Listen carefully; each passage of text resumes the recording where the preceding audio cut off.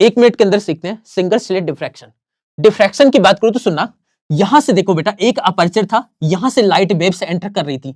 Light waves के सामने यहां पर लाइट होनी चाहिए थी, पर लाइट पहुंच गई ऊपर।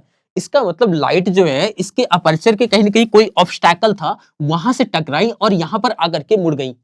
ठीक है, तो अपन बोलेंगे डिफ्रैक्शन का definition, bending of light from sharp corners of obstacle is called, क्या बोल देंगे बेटा, डिफ्रैक्शन।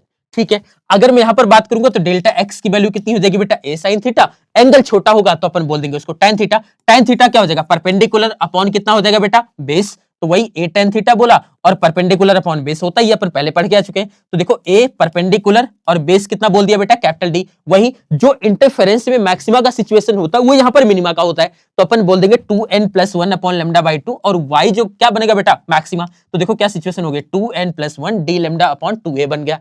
मिनिमा की सिचुएशन वहां जस्ट उल्टा वाला हो जाएगा, तो a y minima upon d, ये हो गया बेटा n लैम्डा।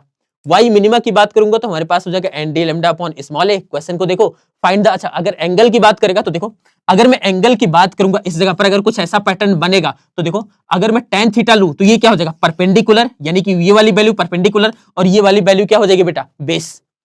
तो अगर मैं एंगल की बात करूं तो क्या हो जाएगा, y अपॉन साथ में क्या आ गया, कैपिटल डी। अगर मैं यहां पर सीबीएसई के क्वेश्चन की बात करूं तो देखो हमारे को मैक्सिमा की सिचुएशन पूछा है, तो थीटा इक्वल टू क्या बोल दिया आपने, y मैक्सिमा अपॉन डी। ठीक है क्या, y मैक्सिमा की सिचुएशन हमारे को पता है 2n+1 D lambda upon 2a upon साथ में क्या बोल दिया, d से d कैंसिल, बाकी हमने वैल्यूज डाल दी और हमारा आंसर आ गया। ठीक है क्या, आप रिवाइज करते रहे, अच्छे से पढ़ाई करते रहे।